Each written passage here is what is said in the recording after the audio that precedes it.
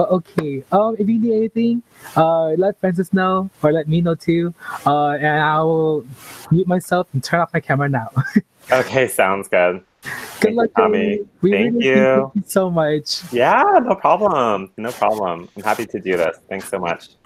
Of course. Okay, let the show begin soon.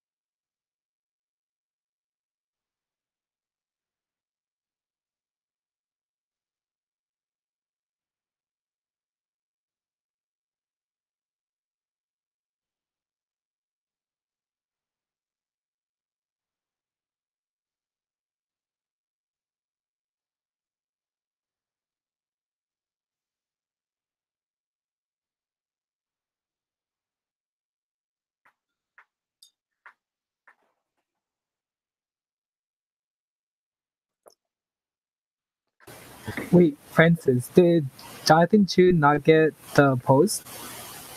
Wait, Francis, I just checked. Jonathan Chu He not should. get the.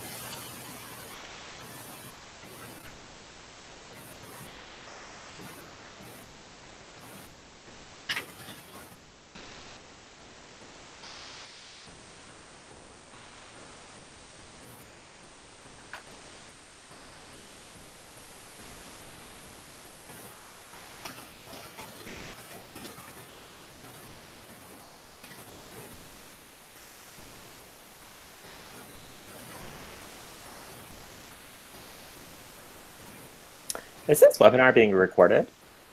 Yeah. Once like the webinar is completed, it will be submitted to the YouTube and it will become a video for everyone that wasn't able to come to the webinar to view it as a video and still learn from it. Which is why Got it. it's a good idea to use it as a webinar. Got it. Got it. Thank you. Okay. Oh my gosh, the link just got approved, and now I will go silence. Okay. Good luck, Joey. I already sent the link to the support chat, so they'll probably come by and you'll probably get support from Shara or like Alan or yeah. Awesome. Thank you. Of course. Okay. All right. Hello, Nicholas. Thank you for joining. And I understand that others are logging in right now. Feel free to type into the live chat. This will be a really great way to interact and engage. Hello, Nicholas. So we'll give it a few minutes to, we'll give a few minutes for other students to join this live webinar. Hello, Arrow. Hopefully I'm pronouncing your name correctly. Thanks for joining.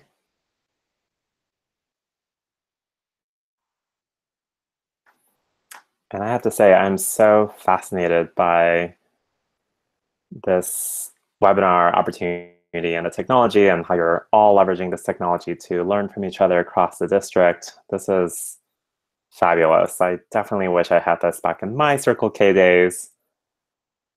So this is awesome. An awesome way to reach out to everyone across the CNH district. So I have been advised to begin the webinar around 9:05. Now acknowledging that the link has been posted just a few minutes ago, I'll start, let's say 9:07. How does that sound for folks? We can start at 9:07 and then we can have a solid start. So feel free to go get a drink of water, use the restroom if you need to, take a stretch break. adjust your volume, your headphones. Do what you need to do to take care of yourself.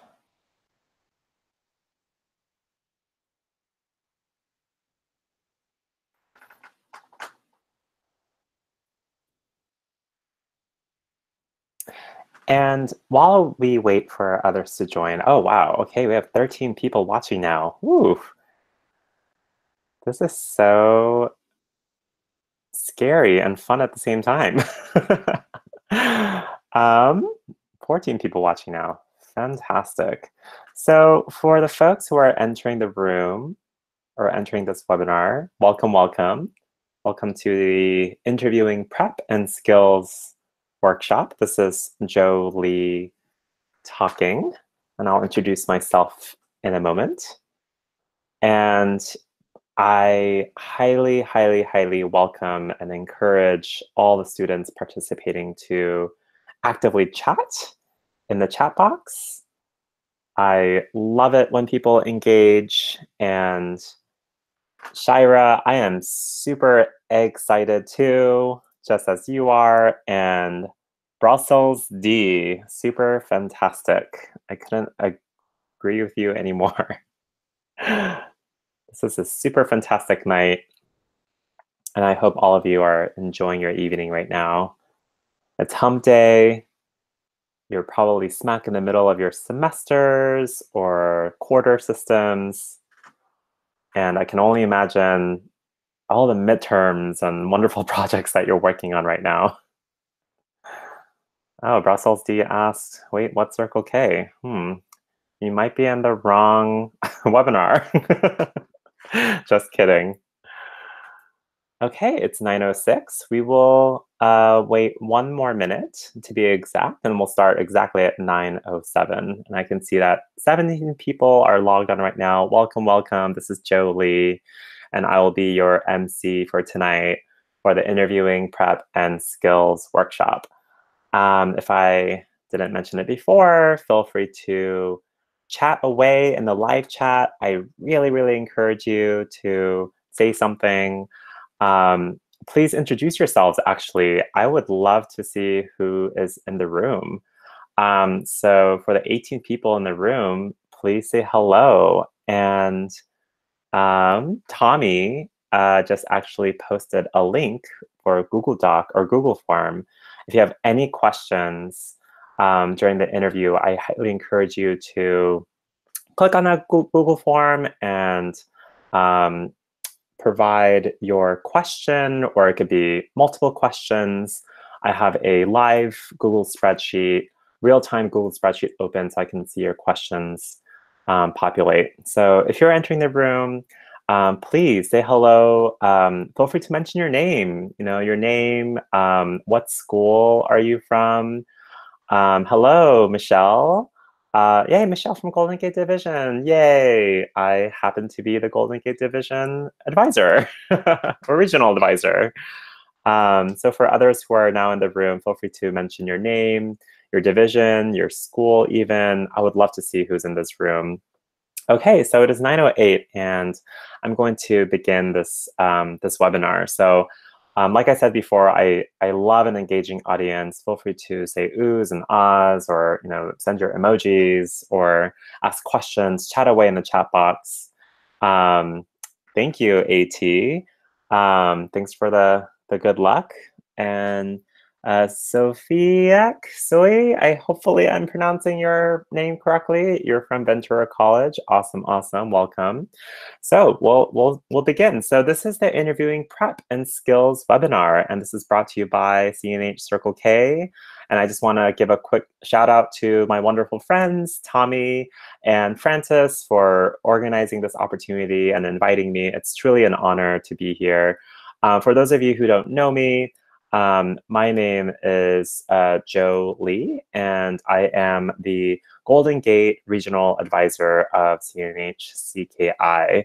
I'm super proud to be the advisor for the LTG of Golden Gate region, and that's Alan Kwok. He is amazing, and I love, I just love engaging with all the Circle K students across the other divisions. And I'm just really, really happy that all of you are here today. And I love Miyu, Noguchi, your yays. And yes, woohoo, Golden Gate, Shira. So in my full time, in my day job, I'm a director of training and technical assistance. And I work for a fabulous nonprofit healthcare national association called APCHO, which stands for the Association of Asian Pacific Community Health Organizations. And in my day job, I'm just really passionate around increasing access to care for vulnerable populations and just making sure that healthcare is a basic human right for everyone, regardless of your ability to pay. So this is my day job, and I do a lot of training, a lot of trainings, and a lot of technical assistance in person and virtually, just like webinars right now, like the ones we're doing right now. So for more information about my company, my website is listed there. It's apcho.org. Now, if I can do a sound check, if everyone can hear me okay, feel free to chat away in the box. Let me know if you want me to louder, if you want me to be louder or softer. I greatly appreciate your feedback. So I have been part of the Kiwanis family for over 18 years. Oh my gosh, where did the time go? I have been part of this family for nearly 2 decades. And I started off in Key Club. And I did all 4 years in Key Club. And then I transitioned to Circle K International at UC Berkeley, where I proudly served as a member, and then a Kiwanis Family Relations Chair, and then a Service Vice President. And oh my gosh, I pretty much majored in Circle K International at Berkeley. And it was the time of my life. I really got to step outside my comfort zone and develop new skills, interpersonal skills and technical skills that really prepared me for life after Circle K, after college, and really gave me the confidence to pursue all of these careers that I have landed. And it's been so much fun. So I'm deeply grateful for my time in Circle K. And I'm now part of Kiwanis. And Kiwanis has been so giving and so great to me, and I've been surrounded by so many mentors, and this is exactly why I joined Kiwanis, so that I can give back and participate in opportunities like this. And yes, Terry Trong, yay, VPS, Vice Presidents of Service, woohoo! Hello, Stephen, welcome, welcome. And I see there are 20 people here in the room. If you are logged in, please feel free to chat away, interrupt me anytime. I love reading these live chats. It's the only evidence that there are live human beings paying attention to this webinar. All right, Steve, hello, and Erica, yay, you love webinars, so do I, awesome. And I see people already populating questions in the Google form, so thank you. So just to describe my professional experience, I've been in the professional field for over 11 years, and I have a diverse background of experiences. I've worked primarily in nonprofit healthcare administration, so for those who are interested in healthcare, definitely hit me up. I also have experience working for the local government. I have worked for the city manager's office of the city of Berkeley, and managing their huge census campaign 10 years ago. Which I have to put a shameless plug here, the 2020 census is coming up, so everyone be a lookout for that. And part of my professional experience has been surrounded by, have been involved in policy advocacy and just fighting for healthcare policies that really address all the inequities in our society. So I have 11 years of professional experience, and within those 11 years, I had 9+ years of training and coaching, providing leadership coaching and training students, Circle K students, on a variety of professional skills. And one of them is interviewing and helping them to be successful in their life paths. So my biggest passion is really engaging with tomorrow's leaders. And I firmly believe that all of you in this room, all 23 of you in this virtual room, you are quite literally the leaders of tomorrow, and leaders of different types of industries, whether that's in healthcare, business, technology, law, engineering, the nonprofit world, the public service. I mean, this is something that I get so excited to see people changing and evolving and becoming really successful individuals. And I have full faith that everyone in this room, if you're watching this right now and listening in, I have full faith that you are going to be so incredibly successful. And one of the key ingredients to be successful is to have strong interviewing skills. And that's what we're going to talk about today. Hello, Andrew. You are from CSUCI? Is that a university? Anyway, so feel free to chat away. Thank you for listening in. So as I said, I'm really passionate about building tomorrow's leaders, and I'm a firm believer in building a successful life path through this theory known as planned happenstance. And I'm not sure if any of you have heard of planned happenstance. If I could actually ask folks to type in the live chat, have you heard of planned happenstance? Have you heard of it through your college career? Is this something that someone may have mentioned before? Feel free to type in yes or no in the chat. So planned happenstance is a theory coined by, oh, yay, Cal State Channel Islands. Okay, thanks for the clarification. CSU Channel Islands, got it, thank you. So planned happenstance is a term coined by a famous psychologist. He's like 90 plus years old right now, and he teaches at Stanford University, and his name is John Krumboltz. And to give you a long story short, planned happenstance is a theory where it really focuses on your ability.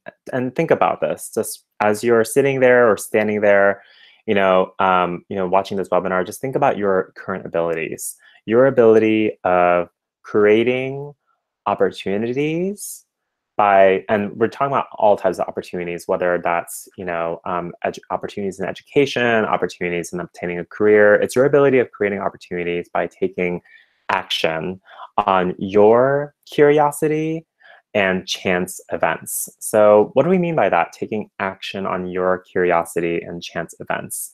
And how does this relate to landing a successful career in the future? So, and we're gonna talk about planned happenstance and how that really can increase your chances of landing an amazing career in the future. So let's start off with the attributes of folks who really take advantage of planned happenstance. And if you see before you, there are 5 attributes that I find that successful people carry. And these attributes are, number 1, curiosity. So anyone who follows their curiosity and continuously identifies their interest tend to be more successful, in my personal and professional opinion. And what are you curious about in life? And feel free to chat away in the live chat. What are some things that you've been curious about in terms of your careers, your professional success? And feel free to identify those. Just, do you want to be an engineer? Do you want to be a lawyer? Do you want to be a musician, an artist? What have you been curious about? Feel free to share on the live chat. I would love to see some career examples. The second attribute of successful folks are those who express a lot of optimism. And there are some folks who express things like, I can't do this because such and such. But then how can we reframe that and say how I can? How can I do this? And how can I pursue this and achieve this?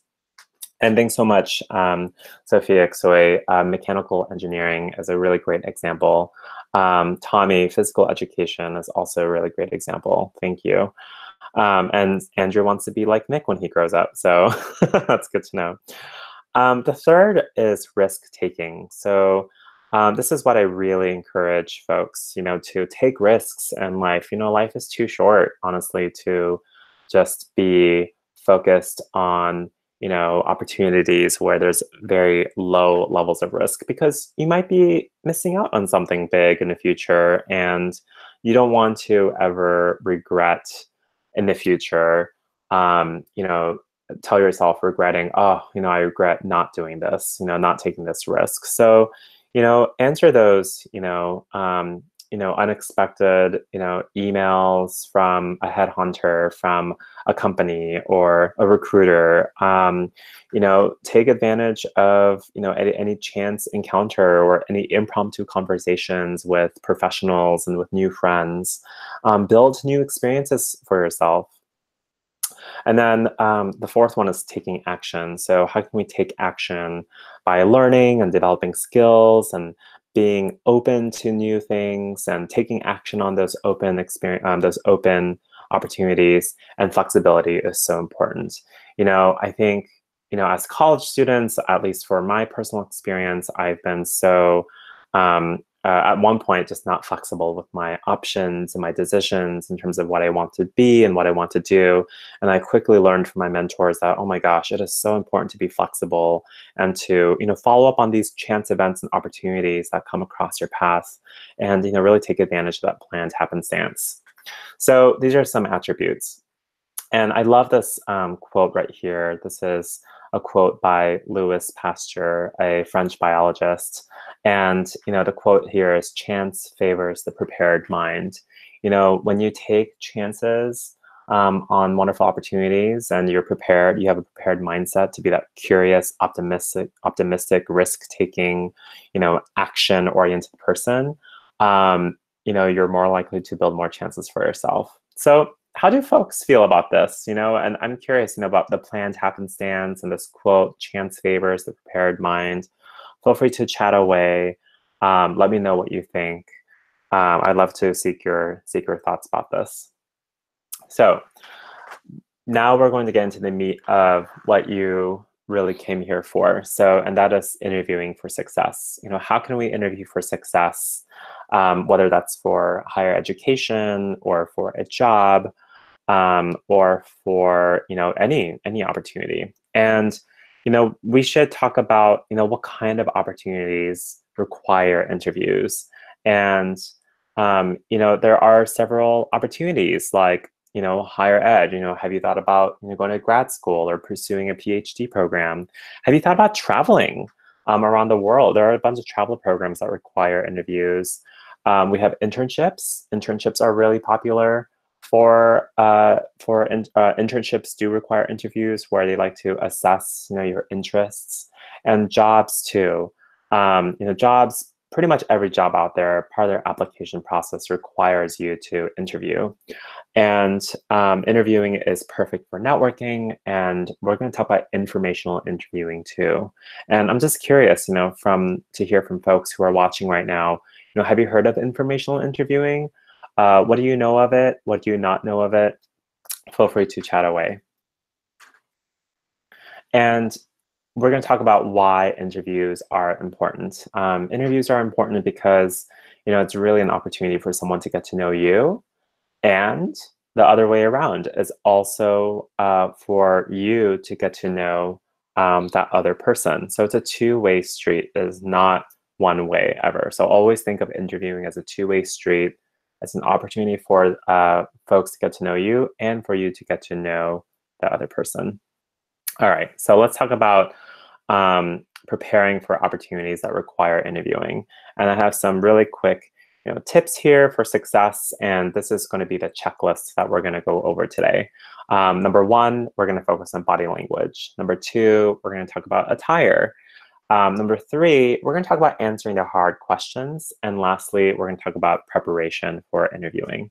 So hold on to your seats, get your pens or pencils out and take down some notes, or type it into your computer on your Google Doc or Word doc, whatever you're using. Let's get started here. So let's start off with body language. Some folks say that your body language is actually, it consists of 70% of your communication, and the other 30% is your verbal language. And I find this to be true in a lot of interview settings. I interviewed hundreds and hundreds of candidates when I was the program manager of AmeriCorps. And I learned that, you know, your body language speaks volumes. And this is something that I would love to encourage, you know, everyone to focus on. So I have an activity here, and you know, this is, you know, for an in-person workshop, but, you know, I'm curious to hear about, you know, your you know, not just your names, but, you know, what are your aspirations? You know, some of you mentioned your aspirations earlier. Your physical education, architecture, mechanical engineering. These are really great aspirations. And think about your experiences. You know, what are your experiences related to these aspirations, whether that's academic experiences or whether that is, you know, actual, you know, skills that you have developed. And we're going to, you know, use this information to practice, you know, how you introduce yourselves.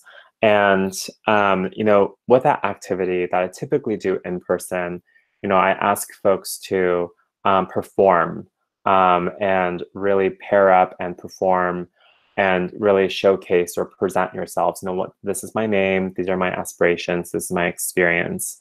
And, you know, when you talk to folks, when you hang out with folks, you know, you have to ask yourself, like, you know, when you're interacting with people, what do you typically notice about their body language? And I'm gonna leave it right here, actually. I'm gonna ask folks to type in their responses. What do you notice about people's body language when you chat with them? What do you notice? I'm curious to hear from you, and I would love to hear from at least, you know, a couple people in this webinar right now. You know, what do you notice about, you know, people's body languages when you're interacting with them? It could be the way they're standing. It could be maybe like eye contact, for example. You know, have you noticed, you know, body language where it's like very open or very closed? Okay, so we have some feedback here. So Aero Cruz said, you know, where they are looking and how their hands move or don't move, and that's a perfect example. You know, I think hand motions are so critical in expressing yourselves, and that is certainly one type of body language. And Tommy, you sounds like you have echo. Do you notice people using their hands? And Andrew, you are discussing how you struggle with slouching, and you are not alone, Andrew. Slouching is actually way more normal, and it's so normal, more normal than you think, and there are easy ways to fix that. And Terry, it sounds like you agree with Arrow that, you know, you look at what their facial expressions are. Facial expressions say everything. You can just tell when people are in a calm state, happy state, or an angry state. And Nicholas said eye contact. Great, this is wonderful. So body language is something that, oh, and Sophia Xue, you say that you look up when you think, and that is completely okay. Some people need to, you know, they think in different ways. They express themselves physically in different ways, you know, when they're thinking, when they have a lot of, you know, mental processing being done. So here's some body language cues to be mindful of when you're preparing for an interview or performing an interview. First off is making a great entrance. And making a great entrance is really focused on, you know, what does it look like to have a confidence posture? You know, many folks may describe that as, you know, having a straight posture and shoulders back, or, you know, having a having any kind of body language that demonstrates confidence. And secondly, making first impressions. So first impressions are so important. Once you walk through the door of a classroom or an office or a waiting room or waiting area, making that, you know, great positive first impression, starting with a receptionist, you know, to the back office person, to the front office person, anyone passing by, even if it may be clients or customers or the professionals in the building. Making first impressions can have a ripple effect. You know, there could be some really positive feedback around, you know, how you, you know, make these first impressions. You know, I heard through one of my interviewing experiences that some of my colleagues got a really bad taste in their mouth when one of my candidates walked through the door and mistreated them. And I didn't know that because that candidate walked through the interview, walked inside the interview room, and they did a fantastic interview performance. But I heard that they mistreated my colleagues outside the interview room, so that definitely impacted my perception of their qualifications for the role. Brussels D, it looks like you try to stay in a relaxed position. That's great. And slouching is totally normal. Arrow, getting nervous and tapping their hands or feet. And let's see, Brussels D sounds like you do a power pose or stretch or shake off the nervousness. That's a really great way to get rid of the nervousness. There's actually a TED Talk about doing power poses where you can go inside a restroom, for example, about 10, 15 minutes before a interview, and you should strike a power pose, and it could look ridiculous, or it could look really awesome. And basically you can do Superman pose, a Superwoman pose, a superhero pose, and point to the mirror and point at yourself and look at yourself in the eyes in the mirror and be like, you're awesome, you are so amazing, you got this, you're fabulous, you're gonna rock this. And that really boosts the confidence for folks internally, just inside, just their mental. It's just good for your mental health. And Erica, I couldn't agree with you more. You never get a second chance to make a first impression. So it's great to make that first impression, and power poses can definitely help with that. Cool. Shake it or don't break it. What does that mean? Shake it, don't break it. I'm talking about handshakes here. And handshakes are so important, where you should practice handshakes, with your friends, your family, with your colleagues. And you should have a medium grip, not too light, not too hard. Don't break it. That could really kind of give the wrong first impression that you're hurting the person. So having a proper handshake. And gosh, if I was with all of you right now, I would we would practice this and talk about doing healthy handshakes. Now, at the interview desk, there are two things that are so important, and many of you point this out: eye contact and posture. I have to be respectful of the different cultures that, we live in such a diverse country and diverse nation, and we live in places where there's so much diversity in terms of culture. And, for some cultures, making eye contact is considered rude. And for some cultures, making eye contact is actually a sign of respect. And, I find that in most professional settings, in like an American setting, making eye contact is actually considered a sign of respect. So this is something that I would highly recommend: making meaningful eye contact. Don't stare at the person, but, you can make, have, a soft gaze, and, there are many expressions you can make with your eyes. Making meaningful eye contact to demonstrate that you're paying attention, and that you are listening with intention. And okay, so someone commented that my hands are always sweaty. Maybe I should fist bump instead of a handshake. There are some companies who have that culture who definitely welcome fist bumps or elbow bumps or a wave. And having sweaty hands is so normal. It is so normal. It's a simple body reaction. No one's going to judge you. If you have sweaty hands and you can't control it, that is completely okay.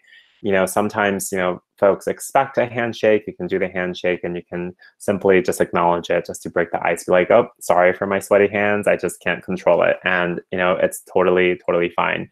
You'll be forgiven, I promise. If they don't forgive you, then that kind of says something about that person interviewing you. So do you really want to work for them?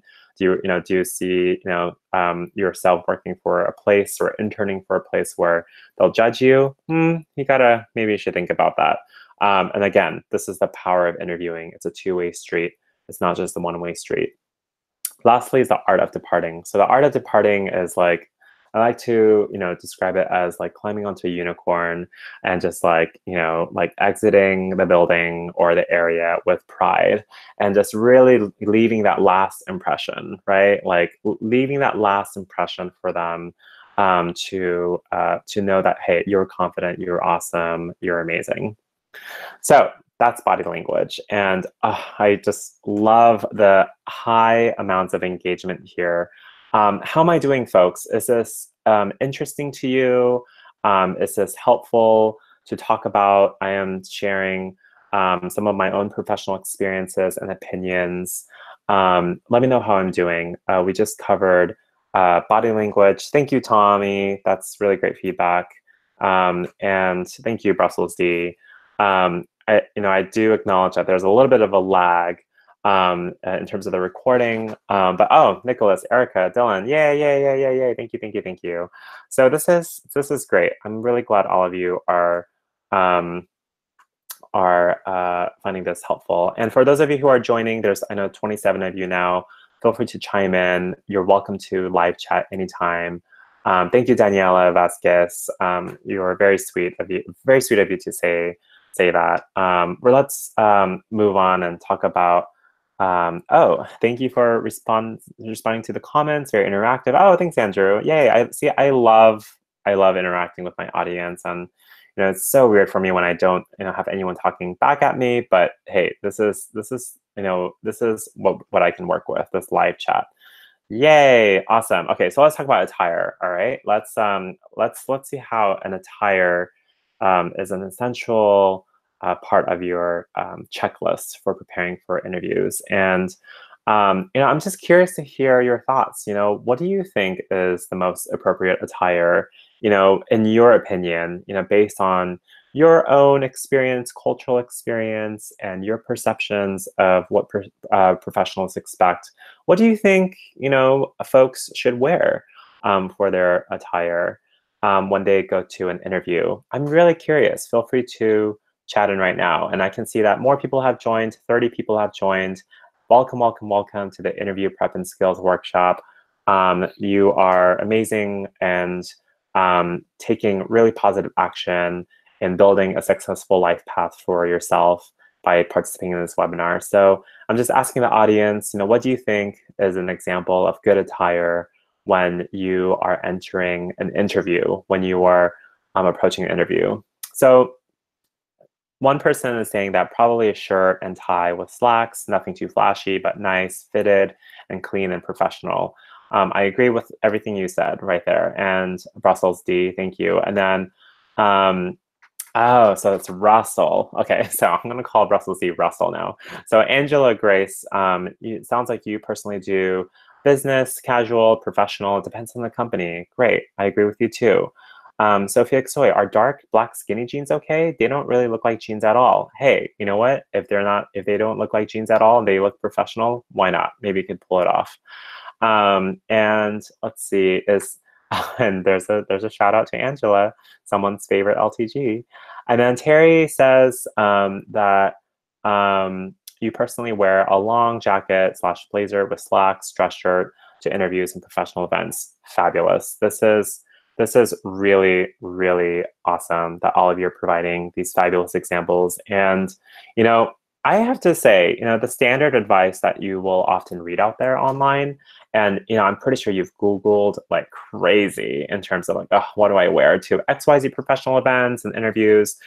Some say like, oh, you have to wear a suit that's navy, black, dark, or gray, or a suit skirt, a coordinated blouse, conservative shoes, limited jewelry, professional hairstyle, neatly manicured clean nails, a portfolio briefcase. And, on the left side, that's something that you may see for, say, women, for example, and then for men, it could be like a suit, a long sleeve shirt, white, that's white, or coordinated with a suit color, a belt and tie, dark socks with conservative leather shoes, little or no jewelry, neatly trimmed nails, and a portfolio or briefcase. And this is something that you may find online in terms of what men should wear. But hey, let's be honest here. The standard advice, in my personal opinion, it's so outdated. And we had to consider the gender spectrum, right? We had to consider that there are so many ways of expressing yourself, your masculinity, your femininity, whether you identify as a man or a woman, whether, what sexual orientation you identify with, your gender, your sex. So this is, to me personally, really outdated. And I don't know if you agree with me, but I'm a pretty progressive person. So in my opinion, this is good standard advice for folks who need to follow a particular set of instructions. Thank you, Angela Grace, for agreeing with me. And I call this the standard advice. And I'm going to let you in a little secret here. Let's see. Other folks have said, Sophia, so I always wear your Kiwanis CKI pin. Yes, I agree with wearing your pin. Show that, show your affiliation with Circle K and the Kiwanis family with pride. And Andrew said, let's see, I agree with Russell. My manager told me when people come in with blue jeans, she doesn't consider them no matter how their interview is like. And you know what, Andrew? Some companies have a really strict policy on, on certain clothing items. So maybe it is okay to follow the standard advice. And let's see, John Vo, thank you for your comment and contributing to the chat here. No visible piercings. I think it's unfortunate personally that, piercings are, can be looked down upon. I think, it's one item or piece of jewelry of expressing ourselves, but hey, this is something that, we live in a very judgmental world, and you'll quickly realize that when you step outside the 4 classroom walls after college. It's a pretty judgy world out there. But here's my advice for everyone. You can either follow the standard advice, or you can dress for positive impact. And what do I mean by dressing for positive impact? Dressing for positive impact really caters to expressing yourself and your own vision in terms of what you believe is considered possible impact for your city, for your county, for your state, for your country, for the world. Think about how you want to make a meaningful change in this world, and for who and why you want to make that change, and who is it going to be for, and where. And this is, you can, consider these different factors here when you're dressing for positive impact.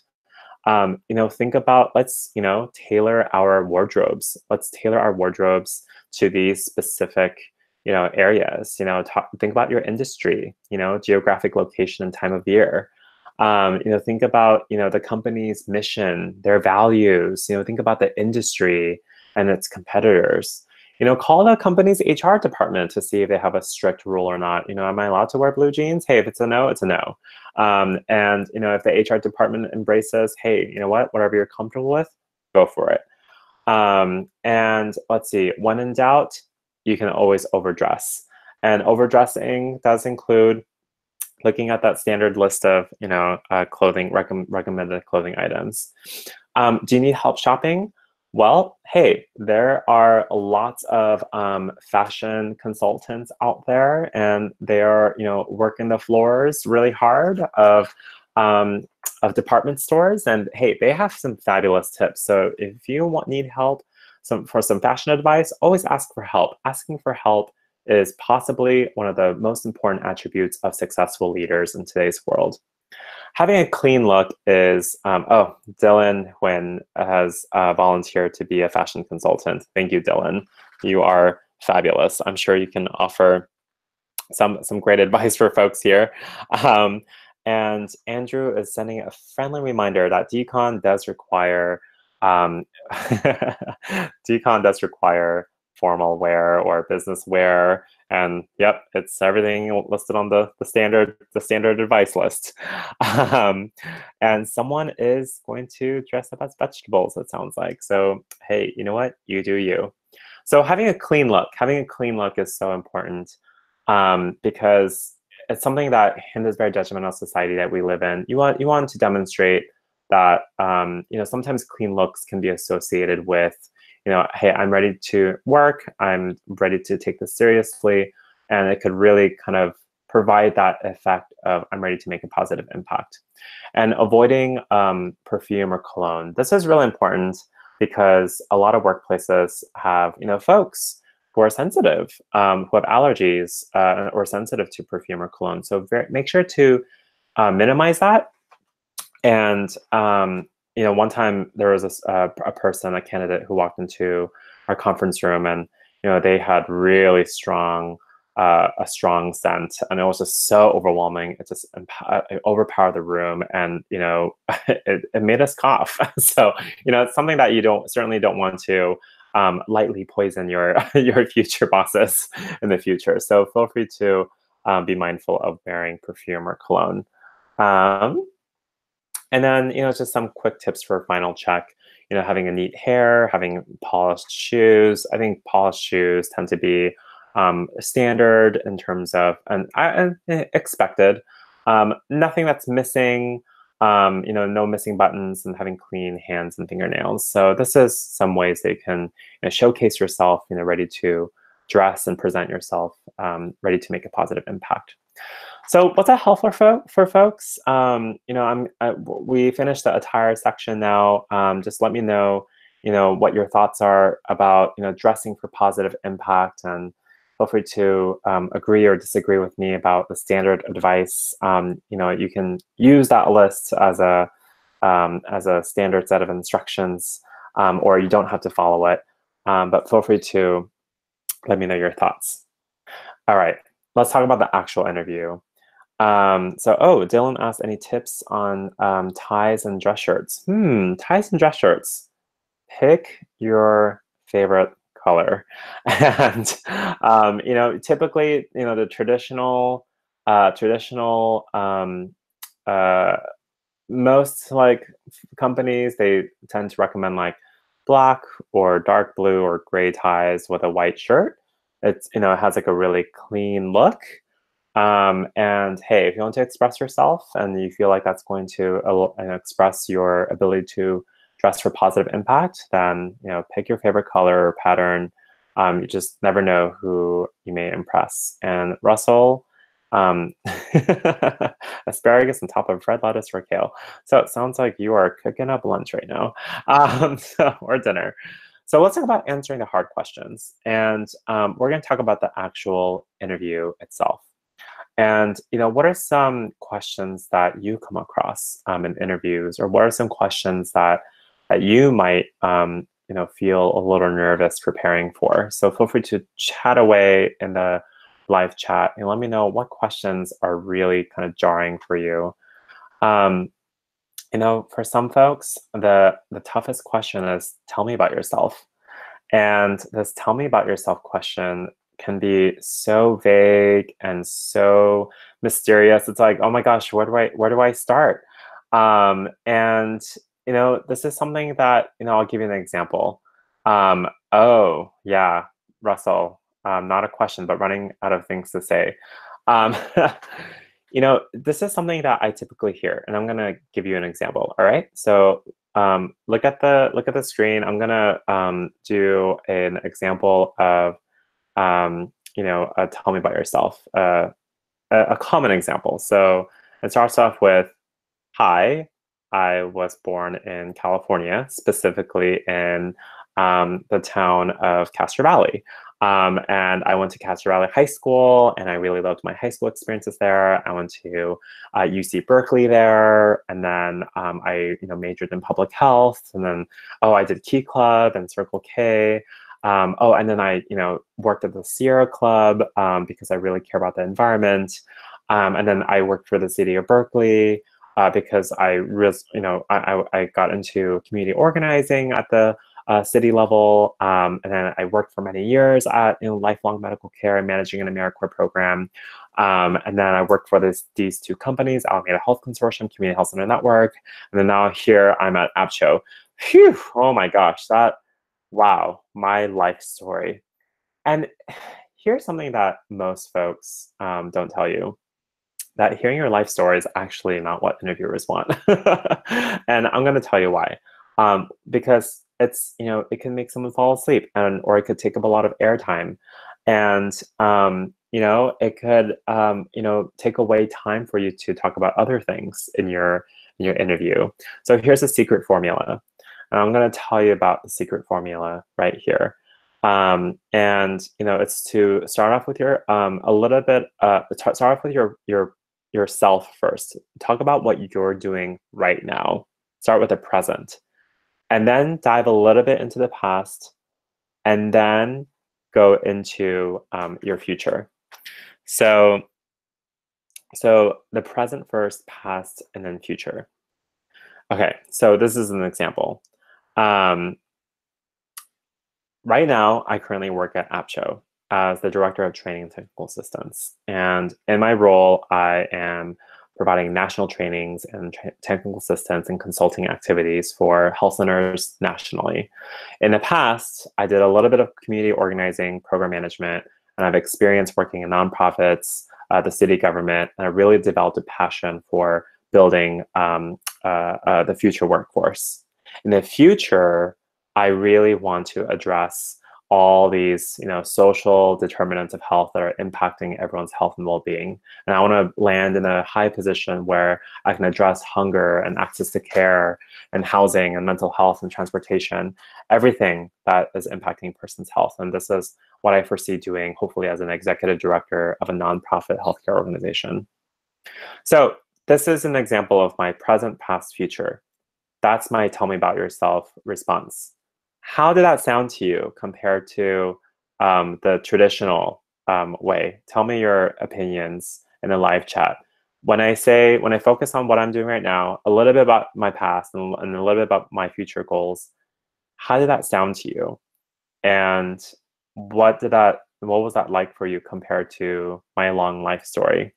Feel free to chat it in. Yes, Nicholas, it's much better. And I think, for some folks, it's more interesting because they actually want to focus on, okay, like, what are you doing now, right? As it relates to the opportunity that you're applying for. What did you do in the past as it relates to your opportunity?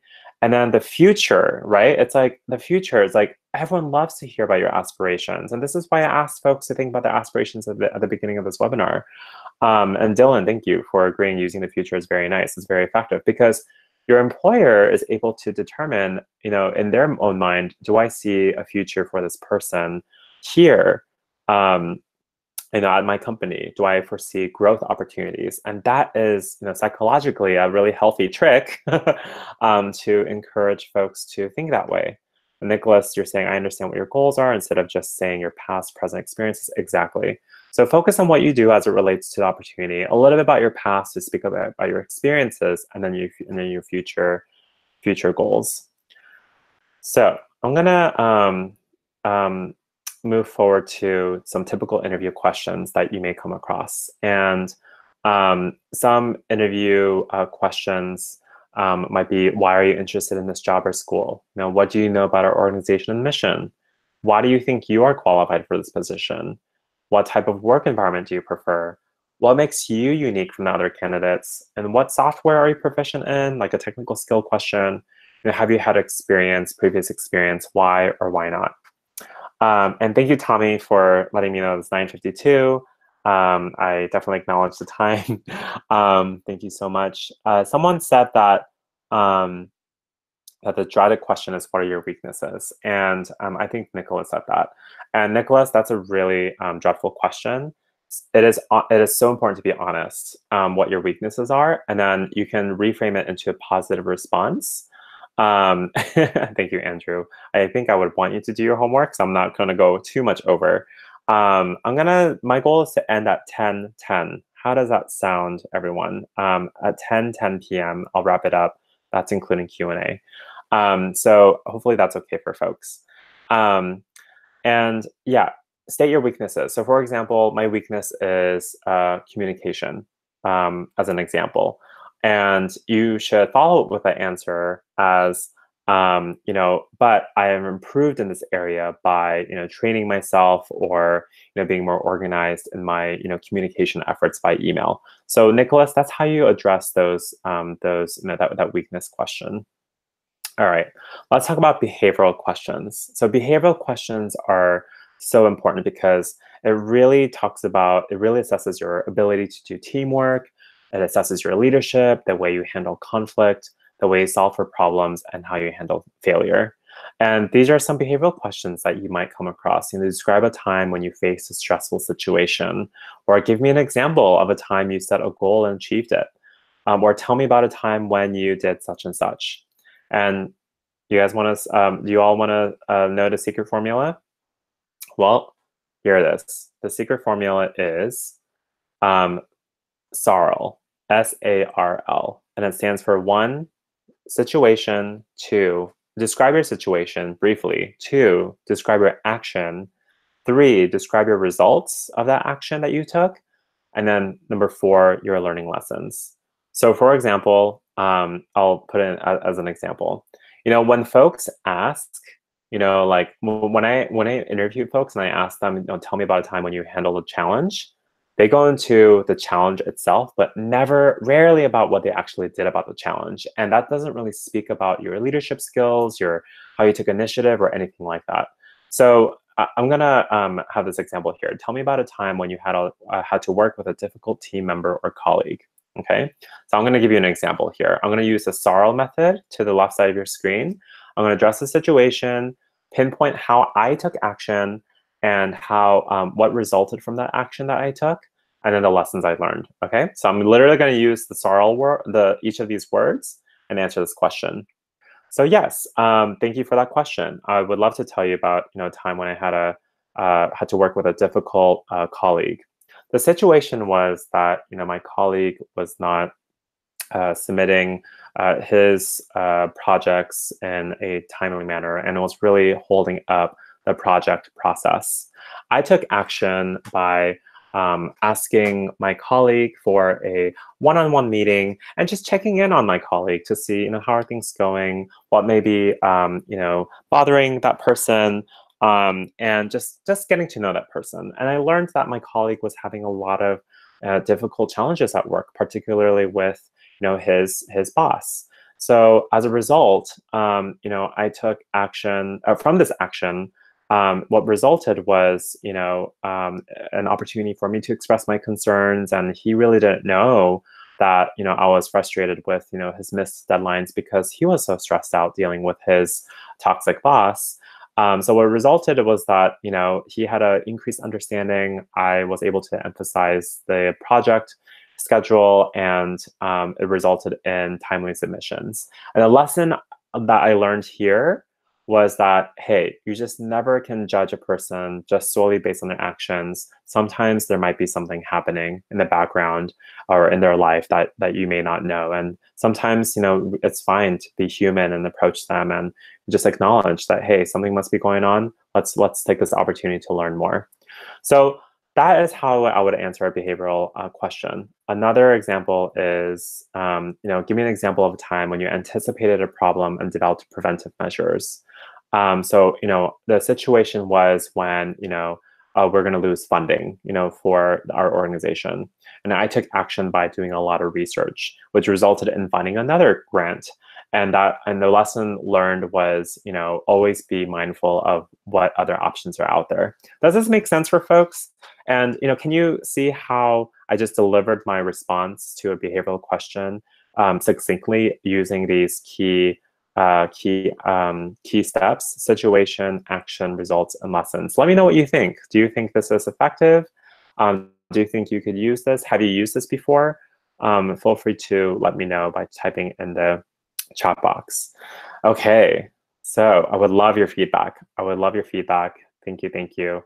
At the end of the interview, it's your turn to ask questions. And these questions can be really important. It really demonstrates your curiosity, demonstrates that your commitment to the company or the opportunity.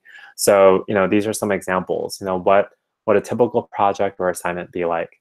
How would you describe an ideal employee, or intern or student? Do you have any concerns or reservations about me as a candidate for this position? This is actually really important because If you sense any concerns or reservations, you should ask this question because it's an opportunity to what I like to call rapid feedback. When you receive rapid feedback, you can know on the spot, if you're lacking a particular skill or qualification or experience, and you can have an opportunity to provide a small rebuttal, or you can, fully acknowledge that, hey, maybe this is not the right opportunity for me. So it's really providing answers for yourself. And thank you, Nicholas, for providing that feedback. It seems to make sense and it seems effective. All right, I'm going to end it with preparation. So preparation, one of the best ways to prepare is to conduct informational interviews. How many of you have heard of informational interviews before? Have you done them? Are you hearing this for the first time? I'm really curious to hear from the students, if you have heard of informational interviews. Informational interviews are informal conversations with people that you aspire to be. So for example, thank you, Erica, for letting me know that that is your first time hearing. Thank you, Nicholas. So for example, you can hit me up, you can email me and call for an informational interview. 10, 15 minutes on the phone, and you can ask, really informal questions. This is an interview opportunity for you to gain more information. And as students, you have such a powerful title as students to seek informational interviews because those employers out there, they won't see you as a threat. They will see you as someone who wants to learn as a student. So this is something that you can do right now, starting today. So you can also do your research on Google, Facebook, LinkedIn, Twitter. Fun fact, LinkedIn is the largest professional social network that exists in our world today. There are 500 million users as of 2017. If you don't have a LinkedIn profile, please build one. If you're interested in having a LinkedIn workshop or a webinar about LinkedIn, hey, maybe Tommy and Francis will allow me to host another one for you because I'd love to give you some tips. And here's some tips for preparation. Practice, practice, practice. Practice makes perfect. Do your research. Someone asked earlier, should you bring your resumes to your interview? Yes, definitely bring at least 3 copies of your resumes and references and any portfolio projects you want to showcase. Make sure you have a lot of sleep and eat a really big breakfast because that just will prepare your mind. And you'll be fully attentive and you'll be less freaked out and more confident. Plan out your outfit to dress for impact, positive impact, and practice mindfulness. Remember, before you go to an interview, tell yourself, this is not the end of the world. This is an opportunity. And you're going to take this chance. You're going to take action on this chance, on this opportunity, and it could develop into something really great. So I'm going to close with, some key, like a key summary here. One, when you're doing interviews, keep your answers brief and concise. And you can do this by following the SARL method, the situation, action, results, lessons method, the present, past, future method for tell me about yourself. I love to tell folks to prepare 3 or more stories. So I gave you a couple of stories earlier about my colleague who couldn't follow a timely submission for a project, and another story about having, what was my other story? I'm blanking right now. But having a story will allow you to answer these behavioral questions. And then repeat your strengths. At least 3 times. Let your employer know what key strengths that you have. Is it communication? Is it a technical skill like design? Is it working in a team? Is it your ability to communicate? Repeat those strengths so your employer or the person you're interviewing remembers you forever. Put yourself on their team, and what I mean by that is really, just really making sure that you know their culture and making sure that the culture fit is symbiotic. Maintain a conversational flow. Treat this as a conversation with your future colleagues, future friends. Conversations are so much more fun than just a robotic Q&A. And then make sure to do your research and always follow up. Follow up is so important. It just demonstrates that you're committed, that you're interested, and evaluate all your interviews. Keep a journal. Type in what went well for you, what didn't go well for you. It's so important to assess, so you can just improve and be stronger, stronger, stronger. So this is the summary. We now covered body language, attire, answering the hard questions, and preparation in a short hour. I like to say, again, plan to act on happenstance to transform unplanned events into opportunity for you. And remember these attributes. I want all students to remember this. Be curious, stay optimistic, take risks, take action, be flexible. It's really about, your attitude, that you gain and the actions that you take. It's about your attitude that you gain and the actions you take that'll allow you to open up to wonderful doors of opportunity. And remember, chance favors the prepared mind. And this is, again, my favorite quote by Louis Pasteur.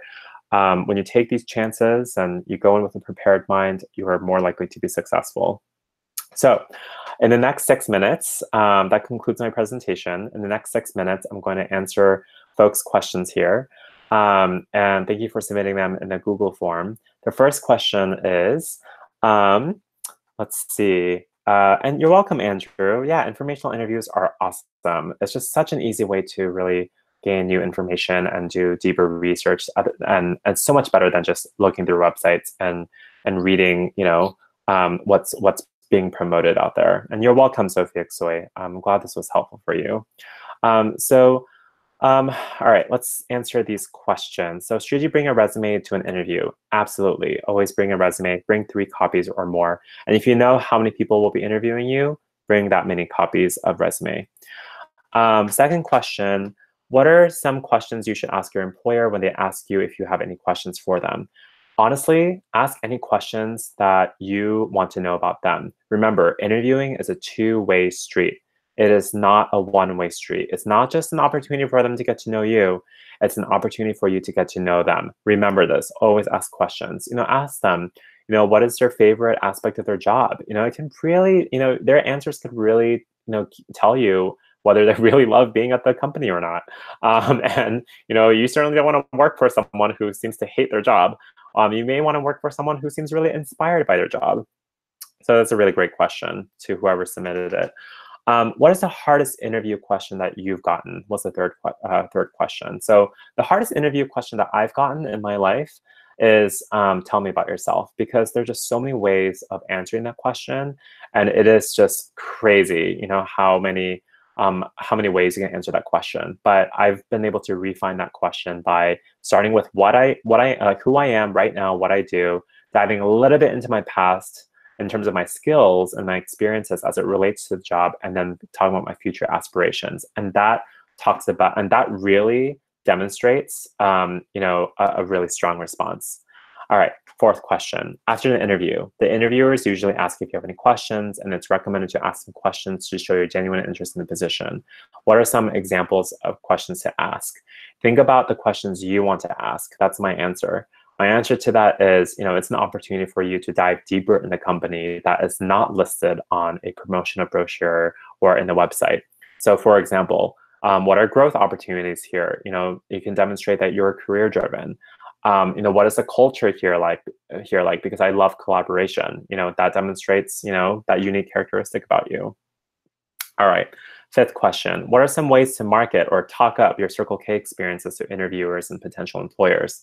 This has got to be my favorite question. Who asked this? This is amazing. Talk about your Circle K experiences all the time. So my first 2 jobs, when I worked for the Sierra Club and for the city of Berkeley, I talked only about Circle K. I talked about Circle K in terms of how it has given me public speaking experiences, how it has made me really creative in terms of designing graphics. It has taught me how to run committee meetings. It has taught me to be on time and event planning and networking with nonprofit organizations. Think about all the skills that you learned. Think about all the skills that you are currently learning in Circle K. It is amazing how much this organization has to offer. And type down, please. I invite everyone, all 25 people on this webinar, to type down in the chat box, what are some skills, like soft skills or technical skills, that you learned through Circle K? Type them in right now, because I swear to you, this is going to be your list of skills that you can shamelessly steal and use. What is it? Is it public speaking? Is it running webinars like this? Is it time management? Is it event planning? Let me know. So always talk about your Circle K skills. Be proud. All right, sixth question. Thank you, everyone. Keep on contributing your feedback. Is there a difference between interview questions from minimum wage jobs versus internships? Not really. There's not much of a difference. There are some standard questions like, tell me about yourself, or what are your strengths, what are your weaknesses. There are definitely behavioral questions. So always expect the interviews to be different for any type of opportunity, but they're generally the same. And the goal is to get to know you. All right. Seventh question. What's the difference between informational interviewing and normal interviews? So I answered that already earlier. Informational interviews are opportunity for you to gain more information and to allow you to do research. And then normal interviews are normal interviews. All right. Another question. What did I learn from this webinar, Jolie? What did you learn from this webinar, Jolie? Well, I'm learning that all of you are amazing and that you're going to be wonderful leaders for this world.